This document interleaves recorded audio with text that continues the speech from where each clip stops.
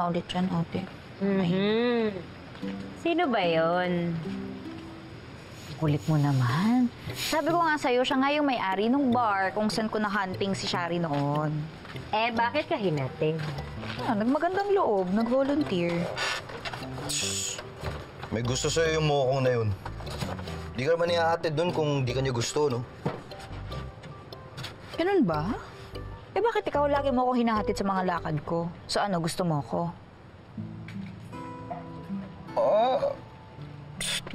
Teka, ba't parang pinagtatanggol mo pa yung ungas na yun, ha? Kung sabihin, type mo rin, ha? Guys, hindi ko siya type.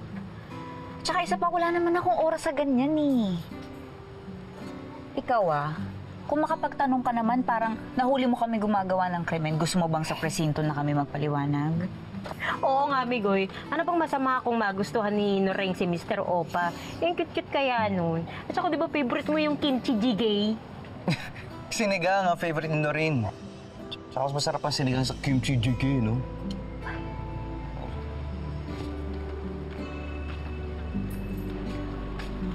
Ayaw na nga kumain ng barbecue.